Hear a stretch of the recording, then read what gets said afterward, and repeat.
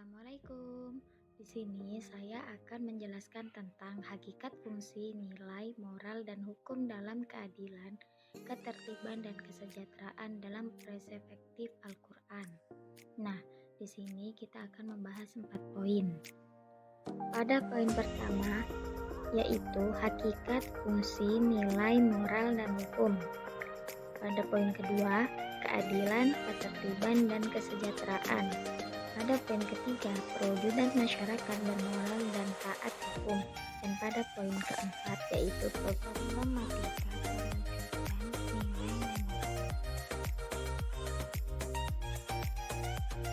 Hakikat, nilai, moral, dan hukum. Nah, manusia, nilai, moral, dan hukum merupakan sesuatu yang tidak dapat dipisahkan.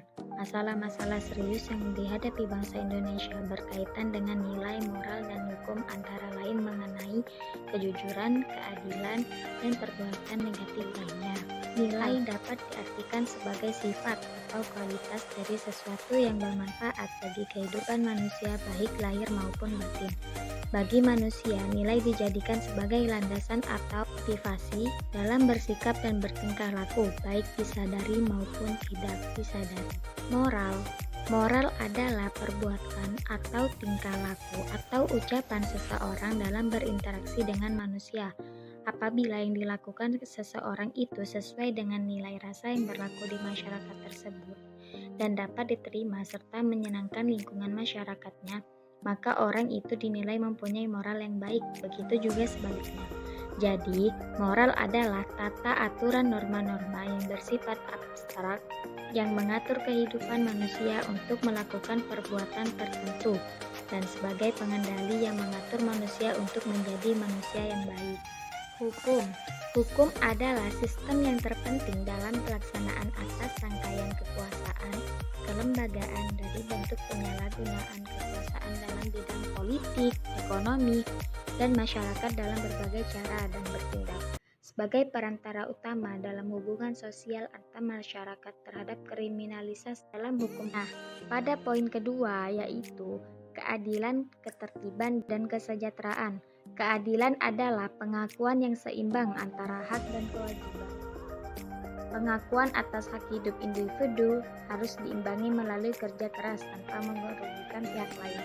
Karena orang lain punya hak hidup seperti kita, jadi kita harus memberi kesempatan pada orang lain untuk mempertahankan hidupnya.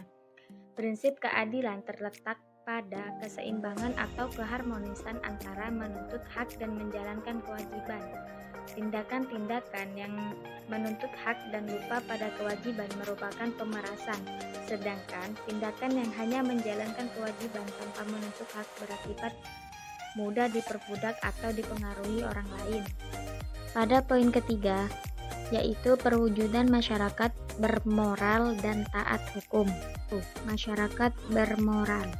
Moral dalam bahasa Latin atau moralitas adalah istilah manusia menyebut ke manusia atau orang lainnya tindakan yang memiliki nilai positif. Manusia yang tidak memiliki moral disebut amoral, artinya dia tidak bermoral dan tidak memiliki nilai positif di mata manusia lainnya.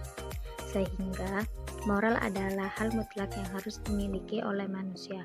Moral secara eksplisit adalah hal-hal yang berhubungan dengan proses sosialisasi individu. Tanpa moral, manusia tidak bisa melakukan proses sosialisasi. 2. Kesadaran hukum. Hukum diciptakan dengan tujuan yang berbeda-beda. Ada yang menyatakan bahwa tujuan hukum adalah keadilan. Ada juga yang menyatakan kegunaan. Ada yang kepastian hukum dan lain-lainnya. Pada poin keempat, problematika nilai, moral, dan hukum dalam masyarakat dan negara. Terbentuknya nilai dari hubungan yang bersifat ketergantungan sikap manusia terhadap nilai dari suatu, maka manusia akan berbuat sesuatu yang merupakan modal dasar yang menjalin kehidupan manusia. Dengan menilai dapat menentukan moral seseorang, apakah baik buruknya sepanjang nilai itu dalam arti positif berarti perubahan bermoral. Begitu juga sebaliknya. Jika nilai itu dalam arti negatif, berarti perbuatan yang amoral.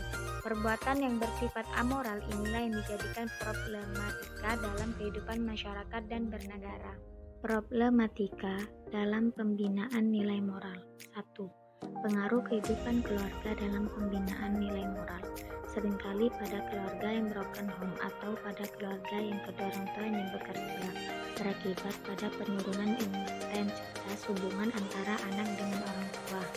Yang kedua, pengaruh teman sebaya terhadap pembinaan nilai moral. Sebagai makhluk sosial, anak pastinya mempunyai teman dan pergaulan dengan teman akan menambah informasi yang akhirnya akan mempengaruhi perilakunya.